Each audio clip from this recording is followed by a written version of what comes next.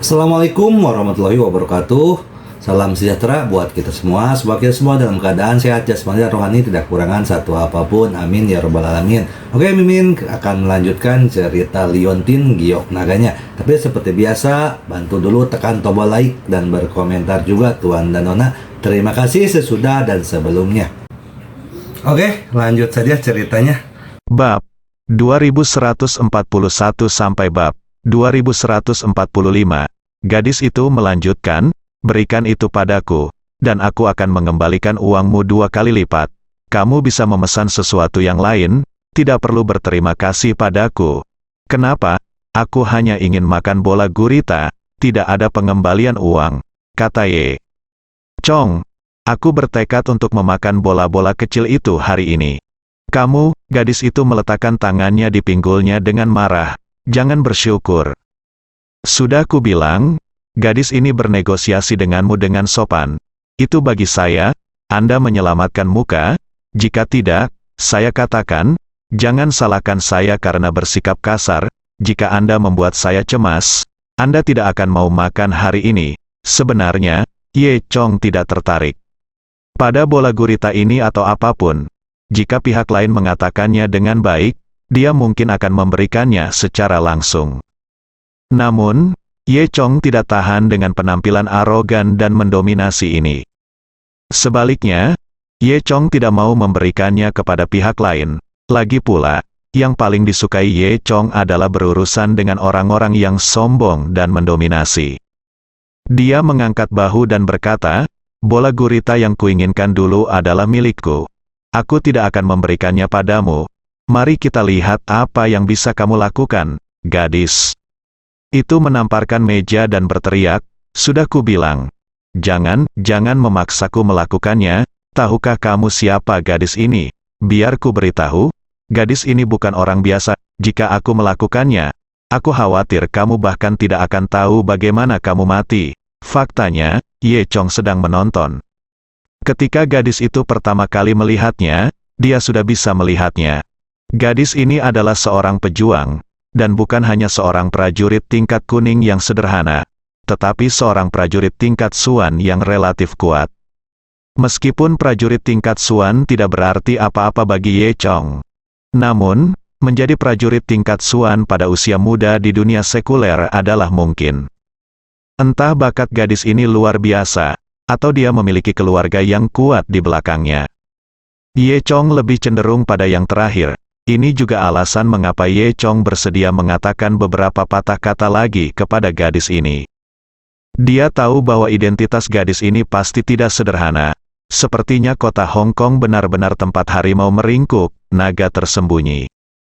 Melihat suasana yang sangat mencekam, keduanya tampak hendak bertengkar. Saat ini, saya melihat lelaki tua itu akhirnya berjalan dengan santai. "Ada apa, Ahzi? Apa yang kamu lakukan lagi? Apakah kamu sengaja lagi?" kata lelaki tua itu. Gadis yang dikenal sebagai Ahzi berkata, "Oh, kakek, saya tidak punya anak." Inilah yang tidak tahu apa yang baik dan apa yang baik. Orang tua itu jelas sangat akrab dengan kebiasaan cucunya, dan tidak dengarkan penjelasan cucunya. Dia hanya berkata kepada Ye Chong. Dia tersenyum dan berkata, "Maafkan aku, cucuku terbiasa dimanja di rumah, jadi jangan khawatir." Ahzi menghentakkan kakinya dengan marah. "Oh, kakek, apa yang kamu bicarakan? Mengapa kamu tidak menghadapiku?"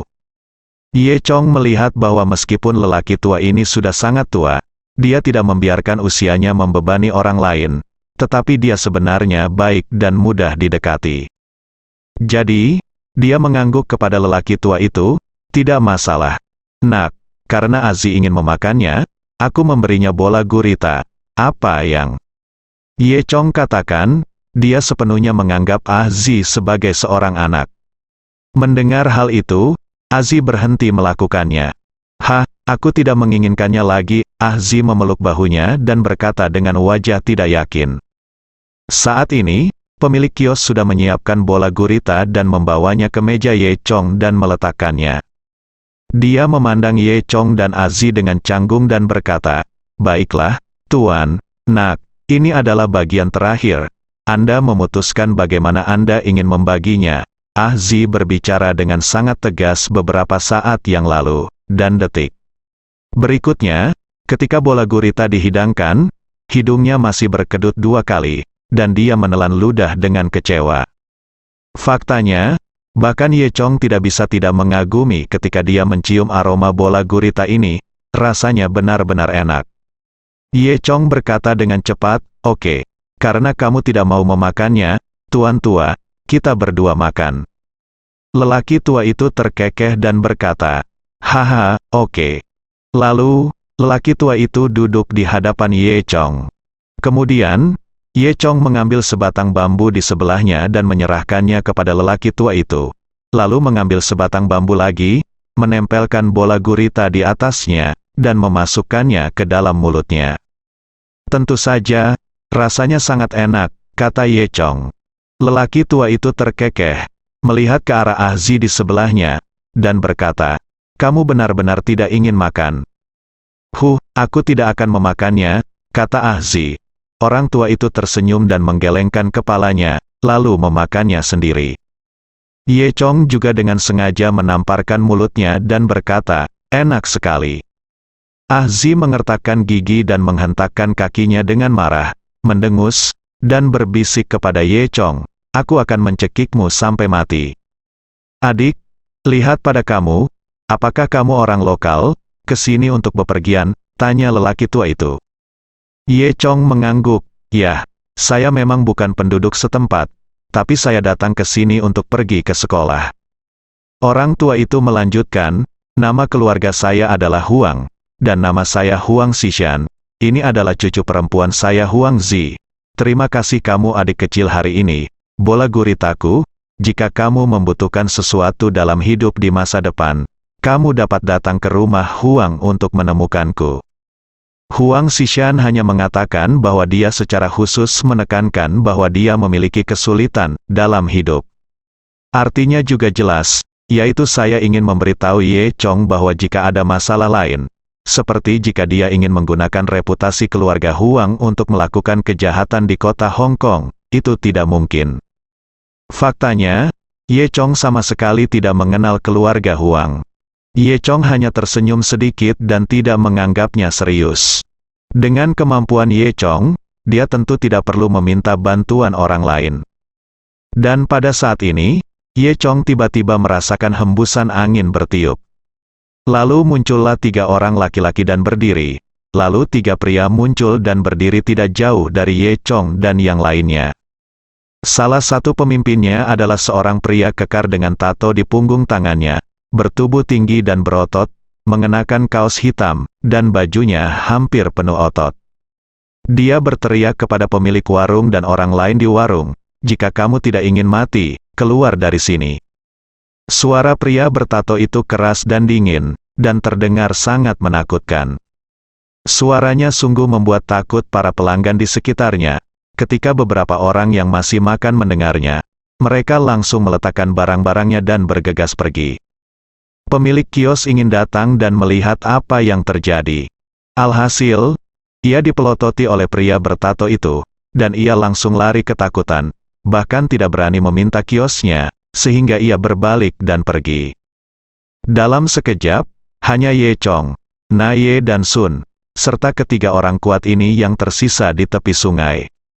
Lingkungan sekitar segera menjadi sunyi, dan hanya suara samar permainan dan slapstick yang terdengar dari Pearl Square yang terang benderang 1 kilometer jauhnya. Jelas sekali bahwa tujuan ketiga orang ini adalah meja Ye Chong. Ye Chong tidak mengenal mereka, jadi mereka mungkin datang ke sini untuk mencari Huang Xishan. Ye Chong duduk di sana dengan tenang, tidak memperhatikan. Pada saat ini, Huang Xishan berbalik, memandang ketiga orang itu, dan berkata perlahan, "Apakah Anda dikirim oleh organisasi pembunuh itu?" "Benar, Tuan Huang, saya mendengar bahwa Anda memaksa Tuan Wang dari keluarga Wang untuk melakukannya. Kematian, dan uang-uang Jiahua memungkinkan kami membunuhmu," kata pria bertato itu. "Itu benar, tapi kami tidak menyangka bahwa kamu, orang tua, bersembunyi di rumah Huang, tidak berani menunjukkan wajahmu," kamu membuat kami menunggu begitu lama, dan hari ini kami akhirnya menunggu kamu muncul, kata pembunuh bekas luka lainnya. Hei, malam ini aku akan membiarkanmu mati tanpa tempat pemakaman, kata pria botak ketiga. Huang Xishan berkata, dalam kompetisi di pusat perbelanjaan, ada pemenang dan pecundang. Orang tua Wang bisa menang tetapi tidak boleh kalah. Daya tahan mentalnya terlalu lemah. Dia kalah dari keluarga Huang kami dan tidak bisa memikirkannya. Dia bunuh diri. Saya tidak memaksanya mati. Berhenti bicara omong kosong. Kami tidak peduli tentang ini. Kami hanya pembunuh. Seseorang membayar nyawa Anda untuk memberi penghormatan kepada Tuan Wang. Kami hanya datang ke sini untuk membunuhmu, kata pria bertato itu. Huang Xishan mendengus dingin, oke, saya ingin melihat apakah Anda memiliki kekuatan untuk membunuh saya. Meskipun Huang Xishan mengatakan ini, dia masih menatap Ye Chong diam-diam dan berbisik, adik, tolong bawa cucuku dan pergi dulu. Meskipun suaranya sangat rendah, Ye Chong bisa mendengarnya dengan jelas. Faktanya, Ye Chong juga bisa melihat kekuatan ketiga pembunuh ini. Salah satunya adalah prajurit Tianji, dan dua lainnya adalah prajurit tingkat bumi. Dengan kekuatan seperti itu, dia jelas bukan lagi seorang pembunuh biasa. Oleh karena itu, Huang Xishan tahu bahwa dia bukan tandingannya. Jadi dia membiarkan Ye Chong membawa cucunya pergi terlebih dahulu. Tidak hanya Ye Chong yang mendengarnya, tetapi ketiga pembunuh itu juga mendengarnya. Pria bertato itu mencibir, pergi, sudah terlambat untuk pergi. Tak satu pun dari kalian bisa pergi hari ini, cucumu cukup cantik. Jadi hari ini kita harus membeli satu dan mendapatkannya gratis. Haha, benar, jangan khawatir. Bunuh kamu, dan kami akan menjaga cucumu dengan baik, kata si pembunuh botak. Huang Xishan sangat marah dengan apa yang dikatakan para pembunuh ini. Matanya membelalak dengan marah, dan dia berteriak, tikus yang berani, orang yang tidak tahu malu. Aku akan bertarung denganmu hari ini. Setelah mengatakan itu, Huang Xishan menamparkan meja dan berdiri. Lalu bergegas dia naik dan mulai berkelahi dengan ketiga orang itu. Huang Xishan adalah prajurit tingkat prefektur, dan kekuatan ketiga pembunuh ini jauh lebih kuat dari Huang Xishan.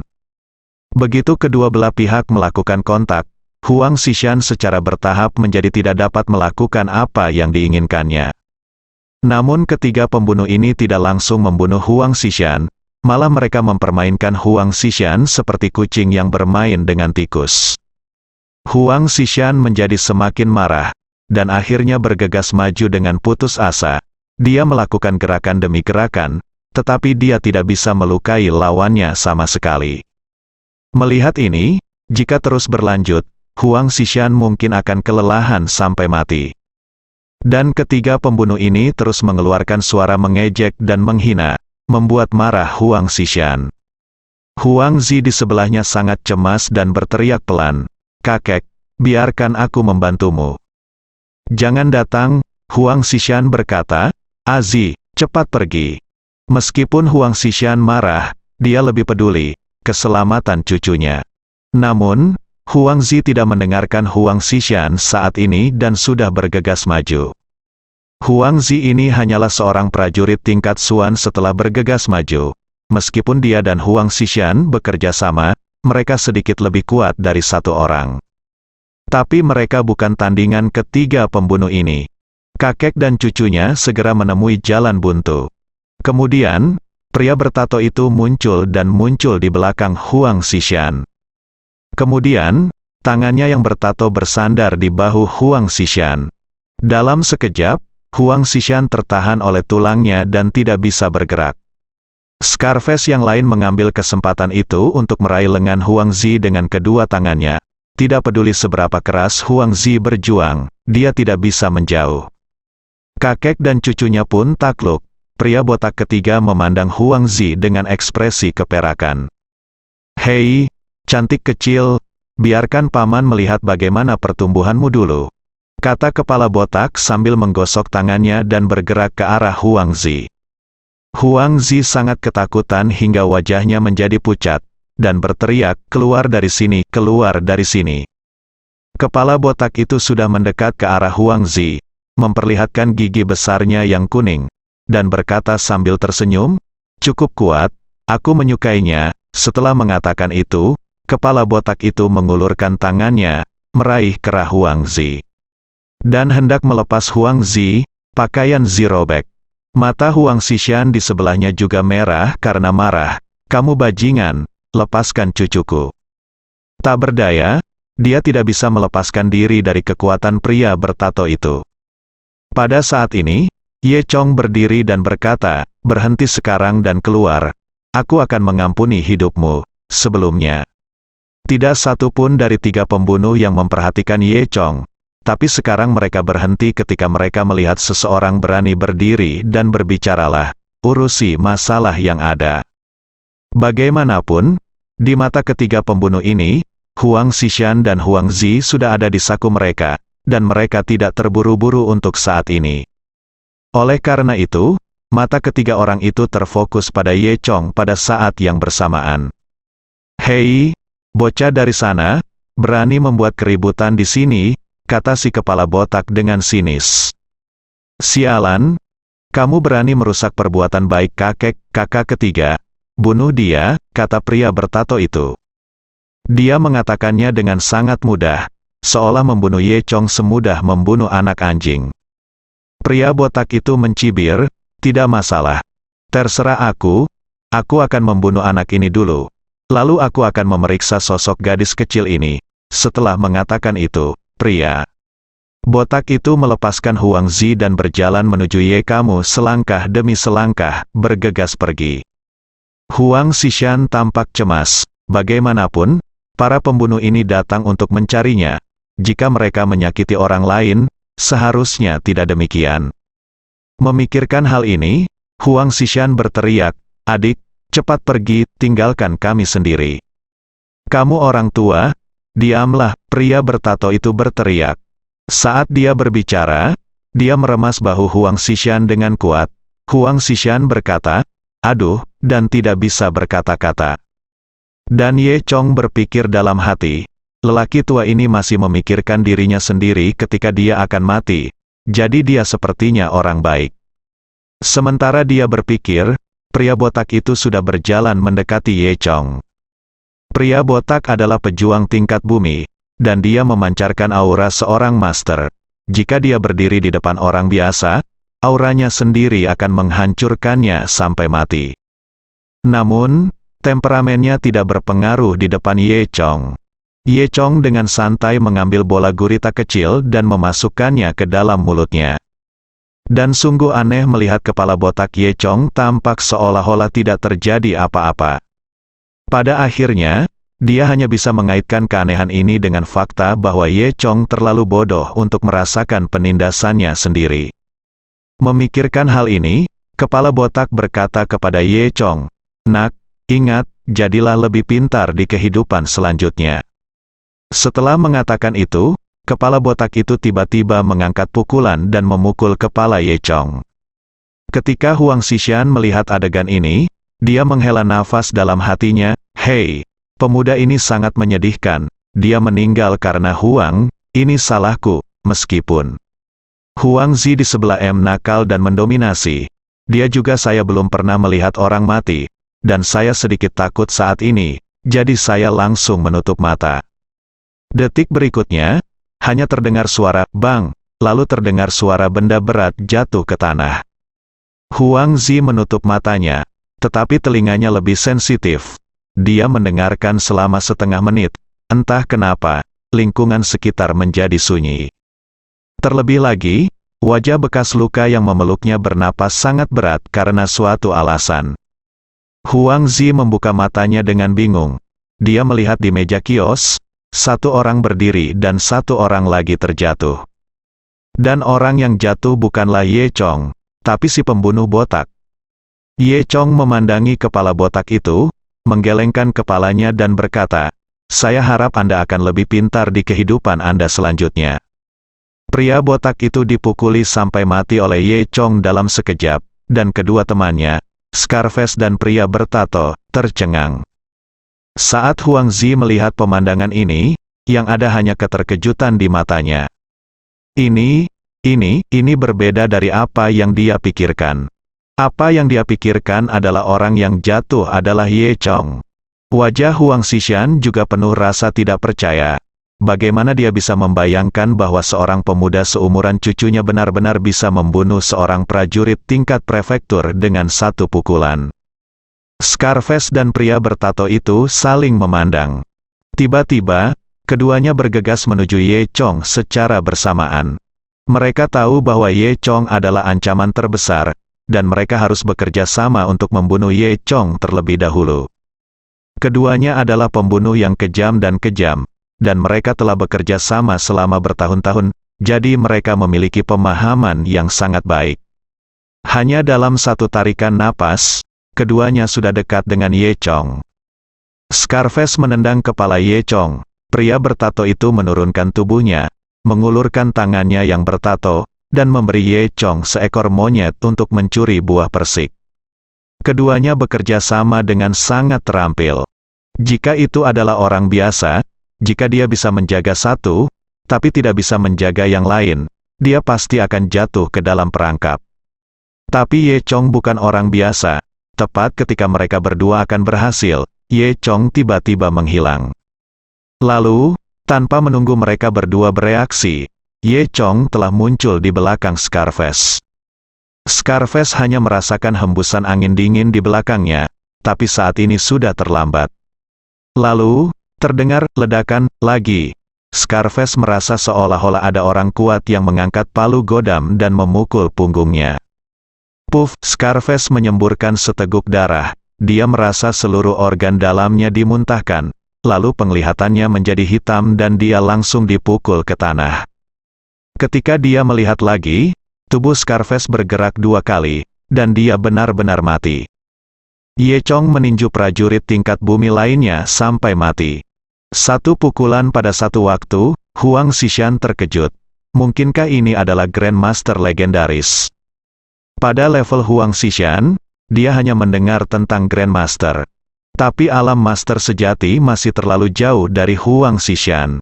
Tapi Huang Xishan juga tahu bahwa jika Ye Chong benar-benar seorang Grandmaster di usia yang begitu muda, itu berarti Ye Chong pasti berasal dari keluarga tersembunyi yang sangat kuat. Huang Xishan baru-baru ini mengetahui bahwa ada keluarga tersembunyi di dunia. Karena energi spiritual di bumi menunjukkan tanda-tanda pemulihan, aktivitas keluarga-keluarga tersembunyi tersebut lambat laun menjadi aktif. Oleh karena itu, banyak praktisi di dunia sekuler mengetahui tentang keberadaan keluarga tersembunyi. Di kota pelabuhan juga banyak bermunculan keluarga semi tersembunyi.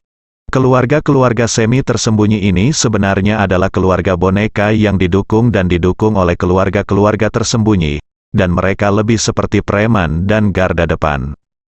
Sebutan keluarga semi tersembunyi juga diberikan oleh orang-orang di dunia sekuler. Memikirkan hal ini, Huang Xishan merasa sedikit kagum dengan identitas Ye Chong. Tepat ketika Huang Xishan sedang berpikir liar, pria bertato di sini telah menyerang Ye Chong. Pria bertato ini layak menjadi seorang pembunuh berpengalaman dalam pertempuran. Dia tahu betul bahwa dia bukan tandingan lawannya. Namun, ia juga mengetahui bahwa jika ia melarikan diri, ia tidak akan bisa lepas dari jangkauan serangan lawan, malah ia akan kehilangan kesempatan untuk melawan dan dibunuh langsung oleh lawan. Oleh karena itu, lebih baik mengejutkannya dan bertarung sampai mati melawan tempat itu.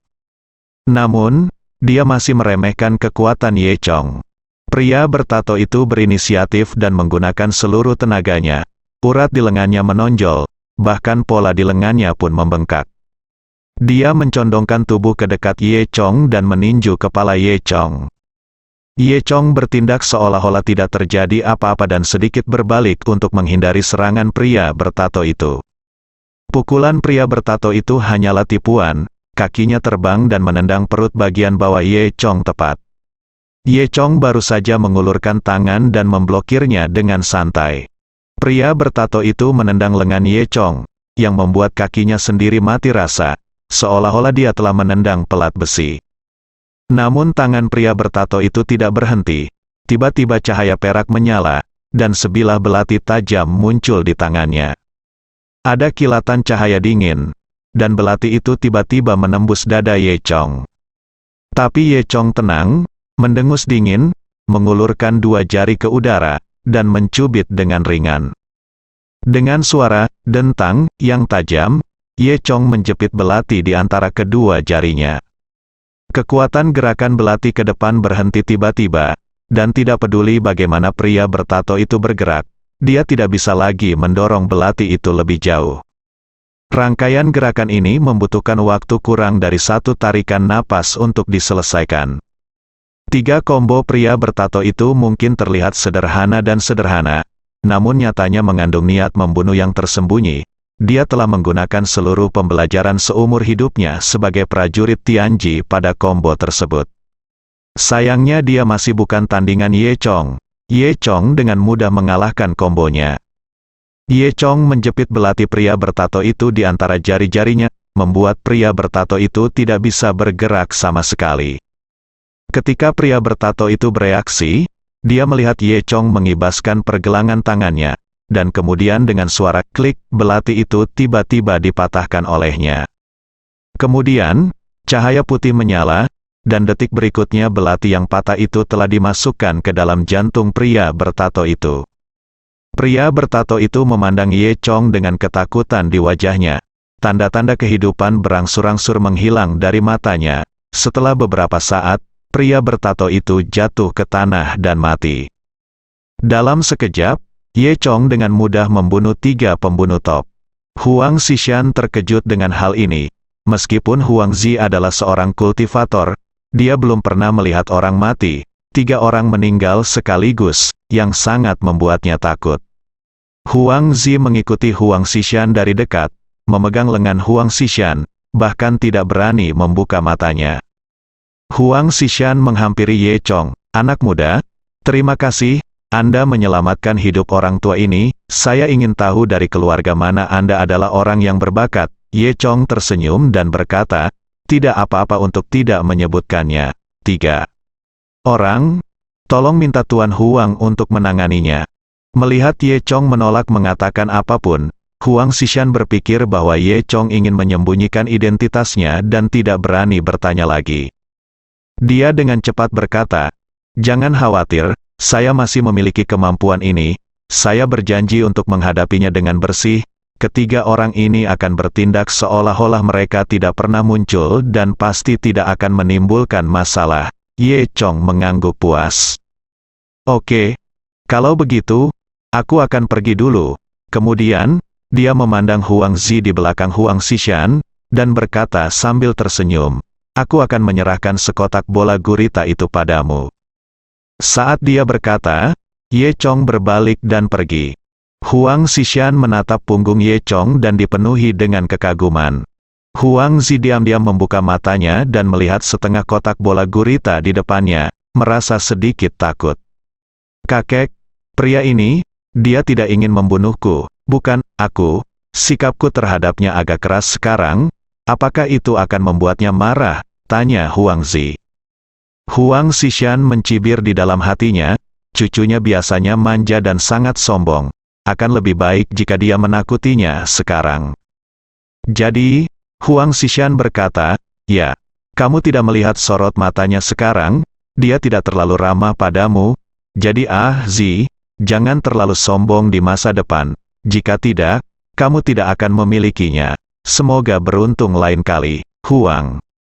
Zi menelan ludah, wajahnya menjadi pucat, dan dia segera bersembunyi di belakang Huang Xishan, tidak berani melihat setengah kotak bola gurita, seolah-olah itu adalah bom.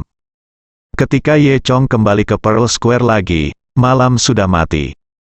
Para turis yang semula berada di alun-alun sudah kembali beristirahat. Pada saat ini, itu juga satu-satunya waktu ketika Pearl Square bersih. Ye Chong adalah satu-satunya yang tersisa di alun-alun besar itu. Ye Chong tidak peduli untuk membunuh seseorang sekarang. Karena dia percaya bahwa Huang Xishan harus bisa menangani masalah ini dengan bersih. Jika tidak, dia tidak akan bisa menjadi prajurit tingkat prefektur. Di Pearl Square, hanya Pearl Tower yang sepi yang tersisa. Saat ini, Pintu masuk menara mutiara juga ditutup. Lampu di seluruh menara juga menghilang. Ye Chong melihat sekeliling dan memastikan tidak ada orang di sekitarnya. Dia menggoyangkan kakinya dan terbang ke atas sejauh lebih dari 100 meter. Kemudian, ketika momentum kenaikannya hampir menghilang, Ye Chong berdiri di puncak menara mutiara dan terbang ke atas lagi. Dari kejauhan, Ye Chong tampak seperti peri di malam yang gelap, naik hingga 1000 meter di udara dengan gerakan cepat. Setelah mengulanginya beberapa kali, Ye Chong akhirnya mencapai puncak menara mutiara. Saat ini, dia sedang berdiri di atas bola besar di menara mutiara. Bola besar menara mutiara ini terbuat dari marmer, berdiameter sekitar 50 meter, bertatahkan garis-garis cahaya keemasan, sehingga menyala dengan cahaya keemasan. Namun saat ini, strip lampu telah dimatikan. Ye Chong berdiri di sini, sepertiga lebih tinggi dari ketinggian yang bisa dicapai turis biasa. Ini juga merupakan lokasi tertinggi di seluruh kota pelabuhan. Berdiri di sini, Anda bisa melihat panorama seluruh kota pelabuhan. Ye Chong dapat melihat bahwa kota ini dipenuhi dengan rumah-rumah dengan berbagai ukuran. Sungai Mutiara mengalir melintasi seluruh kota pelabuhan. Di kedua sisi Sungai Mutiara, terdapat kawasan pemukiman yang makmur. Di pinggiran kota pelabuhan, Anda bisa melihat pegunungan dengan jurang yang saling bersilangan. Gunung-gunung ini tampak seperti ada yang mencubit permukaan bumi dengan dua jari sehingga menyebabkan bumi berkerut. Tentu saja, hanya Ye Chong yang bisa melihat pemandangan ini dengan jelas. Karena Ye Chong memiliki mata Dewa Naga, dia dapat melihat segala sesuatu dalam kegelapan, dan bahkan dapat melihat detail dari jarak ribuan meter. Jika itu adalah orang biasa, bahkan berdiri di sini, mereka hanya akan dapat melihat pemandangan yang luas dengan jelas. Saat ini, angin malam bertiup, dan suhu di tempat tinggi sangat dingin. Angin dari tempat tinggi membuat rambut Ye Chong berayun liar. Ye Chong dengan hati-hati mengamati situasi di sekitarnya, mencari di mana energi spiritual paling kuat. Segera, Ye Chong menemukan bahwa ada gunung tinggi di sisi paling timur dari seluruh pulau kota pelabuhan, dan ada aura samar yang tertinggal di sana. Selain itu, menurut Sun Long Feng Shui, ada sungai panjang dengan kepala bertumpu di atasnya dan ada 3 bunga berkumpul di sekitarnya, juga merupakan tempat harta karun Feng Shui. Sepertinya itulah tempat yang Ye Chong cari. Ye Chong mengeluarkan ponselnya dan melihat peta. Ternyata gunung itu bernama Gunung Longsu yang juga sangat terkenal di daerah setempat. Bagaimanapun, energi spiritual begitu kaya sehingga bahkan orang awam yang tidak dapat melihat kekayaan energi spiritual tersebut masih dapat merasakan vitalitas yang dibawa oleh energi spiritual tersebut. Oleh karena itu, tempat ini selalu dianggap sebagai gunung suci oleh masyarakat Hong Kong. Ada sebuah kuil Tao di Gunung Longsu, tepat di lereng gunung, yang konon memiliki sejarah 300 tahun. Selama pertarungan melawan bajak laut Jepang, 300 pendeta Tao dari kuil Tao Longsu turun gunung untuk berperang. Setelah perang, 10 dari mereka kembali ke gunung. Kesetiaan dan keberanian mereka juga dikagumi oleh masyarakat Hong Kong. Ye Chong mengambil keputusan dan kembali ke Gunung Longsu untuk membangun lingkaran sihir kecil untuk latihannya. Meskipun ini tidak sebaik gua surga dan surga tempat keluarga dunia tersembunyi berada, ini masih lebih baik daripada tidak sama sekali. Sementara Ye Chong sedang berpikir, tiba-tiba, semburan energi sejati muncul dari puncak Gunung Longsu di kejauhan, membubung ke langit. Ye Chong sedikit mengernyit, sepertinya seseorang sedang berlatih di puncak gunung. Selain itu, dilihat dari kemunculan energi sejati ini, kultivator harus mempraktikkan Taoisme. Taoisme, mirip dengan sihir, dan seni bela diri. Semuanya diturunkan oleh orang-orang yang memupuk keabadian di zaman kuno. Orang yang memupuk keabadian di zaman kuno akan mempraktikkan seni bela diri dan Taoisme.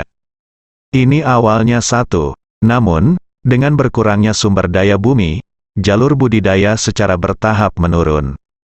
Oleh karena itu, sekte yang membudidayakan keabadian berangsur-angsur menghilang, dan beberapa bagiannya diturunkan menjadi 2 cabang. Satu adalah seni bela diri dan yang lainnya adalah Taoisme. Karena latihan seni bela diri memerlukan energi dan sumber daya spiritual yang relatif sedikit, maka latihan ini diturunkan secara lebih luas. Taoisme, sebaliknya, memiliki kebutuhan energi spiritual yang sangat tinggi, sehingga jarang terjadi. Oleh karena itu, sebagian besar orang yang muncul di dunia saat ini adalah pejuang yang berlatih seni bela diri, dan sangat sedikit yang berlatih sihir. Tentu saja, warisan Dewa Naga, Ye Chong telah diturunkan dari zaman kuno, dan memiliki pengenalan rinci tentang seni bela diri dan Taoisme. Ye Chong secara alami mengetahui Taoisme. Ia juga telah menggunakannya beberapa kali, seperti menggambar guntur untuk meledakkan musuh, memelintir daun untuk menghasilkan bunga, menghidupkan kembali orang mati, termasuk Dragon God Space, yang sebenarnya merupakan teknik Tao. Setiap kali dia menggunakannya, orang akan terkejut. Ye Chong tidak menyangka akan ada praktisi Taoisme yang begitu kuat di kota Hong Kong. Dapat dinilai dari energi sejati orang ini bahwa orang lain setidaknya telah mencapai ranah prajurit puncak Tianji. Tidak mudah untuk mencapai keadaan seperti itu dengan mengamalkan Taoisme. Dapat dikatakan bahwa dalam alam yang sama, berlatih Taoisme 3 kali lebih sulit daripada berlatih bela diri. Tentu saja Taoisme akan lebih kuat. Selain itu, Ye Chong dapat melihat bahwa Zeki yang membumbung ke langit menunjukkan bahwa lawannya baru saja membuat terobosan. Mungkin dia telah menembus tingkat surga, dan mungkin dia telah menjadi master setengah langkah. Tanpa diduga, ada orang seperti itu di kota Hong Kong. Pikir Ye Chong, dia tidak tahu apakah pihak lain berasal dari keluarga semi tersembunyi. Namun, bagi Ye Chong, ini hanya rasa ingin tahu. Karena dia tidak peduli orang seperti itu ada. Jika pihak lain tidak memprovokasi dia, hubungan Ye Chong dan pihak lain akan baik-baik saja, dan semua orang akan damai. Jika pihak lain memprovokasi dia, Ye Chong tentu saja tidak akan sopan. Tujuan Ye Chong telah tercapai, dan kemudian dia melompat dari Menara Mutiara. Ye Chong meninggalkan Pearl Plaza dan hendak kembali ke hotel ketika dia merasa malu karena saat itu sudah larut malam dan tidak ada taksi di jalan. Sepertinya sangat merepotkan untuk tidak punya mobil. Ye Chong berpikir dalam hati, ketika aku punya waktu besok, aku akan membeli mobil dulu. Tidak ada cara lain. Jadi Ye Chong harus berjalan kembali ke hotel dengan kedua kaki. Tentu saja, kecepatan kaki Ye Chong tidak jauh lebih lambat dari 4 roda mobil, dan tidak terlalu memakan energi bagi Ye Chong. Hal semacam ini, di lingkungan malam yang tenang ini, tidak apa-apa jika tidak ada orang di sekitar yang melihatnya. Jika siang hari bolong dan orang melihat ada yang terbang di tanah, tetap akan menimbulkan keributan.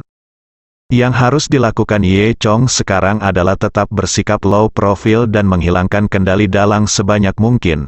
Karena sejak lama, Ye Chong diikuti oleh dalang di balik layar, dan dia selalu merasa tersangkut di tenggorokannya, yang membuat Ye Chong banyak. Hanya dengan bisa lepas dari pengawasan dalang di balik layar, Ye Chong bisa mengambil inisiatif, bersambung.